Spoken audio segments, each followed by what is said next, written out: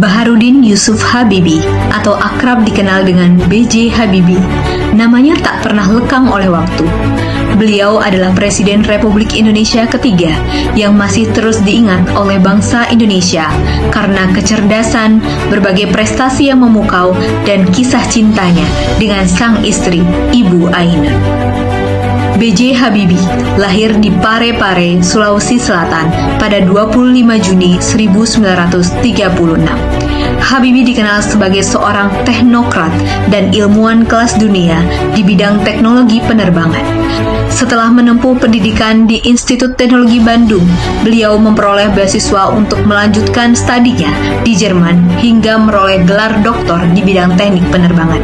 B.J. Habibie wafat pada 11 September 2019 di Jakarta, meninggalkan warisan besar bagi bangsa Indonesia dalam bidang teknologi dan demokrasi.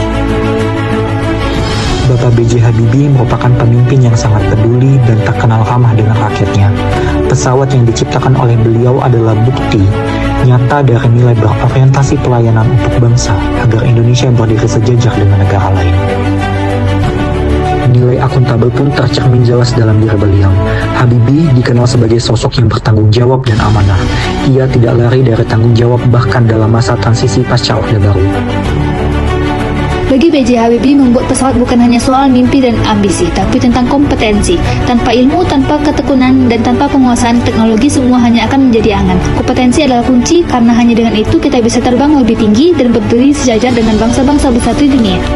Sebagus apapun ilmu dan teknologi yang kita kuasai, tidak akan berarti jika kita tidak bisa hidup rukun dan saling menghargai. Harmonis dengan orang lain adalah fondasi dari kemajuan, karena bangsa yang besar dibangun oleh hati yang saling terhubung, bukan hanya oleh otak yang cerdas.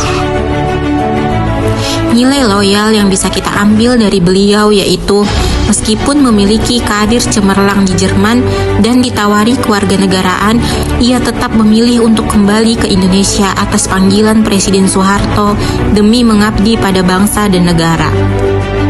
Nilai adaptif yang bisa kita ambil dari sosok beliau yaitu kemampuannya menyesuaikan diri dari seorang ilmuwan dan akademisi menjadi seorang pemimpin politik di tengah krisis tanpa kehilangan integritas dan idealismenya. Kolaboratif. Habibie dikenal mampu membangun kerjasama internasional, terutama saat bekerja di Jerman dalam industri penerbangan. Ia menjadi contoh bagaimana sekarang Indonesia bisa bekerja dan dihormati di lingkungan internasional melalui kompetensi dan kolaborasi lintas budaya.